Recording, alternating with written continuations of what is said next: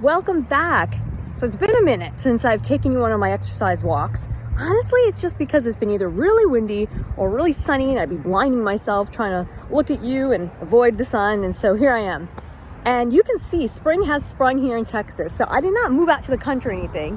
What you see here is simply all the beautiful flowers that sprout up on the side of the road. So they're weeds, technically, I guess. But look down this way too. This is what I get to enjoy on my exercise walk.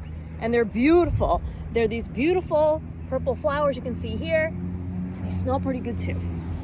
So what this is reminding me of is very important things to consider in springtime in your trading, all right? So the first thing is, it's a renewal refreshment time, right? So I want to remind you that it's vitally important that every time you make a trade, you actually are capturing the reason why you made the trade. This could be the most important part of your trading journal or trading log.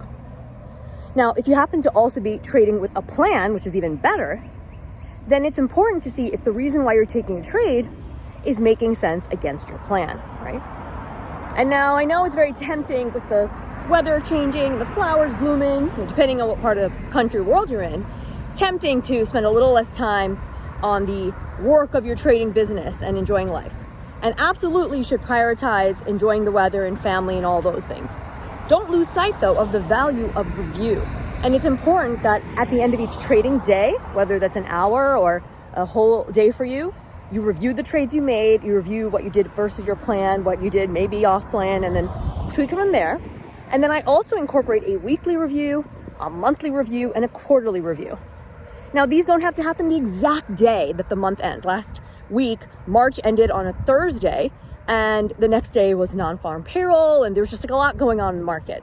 So I haven't done my quarterly review yet, but I will do it by the time that a couple weeks into this quarter's unfolded so I can benefit from those lessons, all right?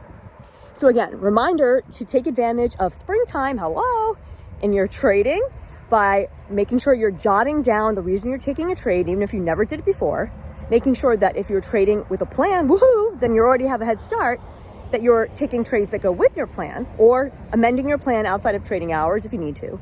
And like I said, last but not least, that you're actually really prioritizing that review, okay? That time you spend looking back at what you've done so you can repeat your wins in the future and not make the same mistakes over and over again.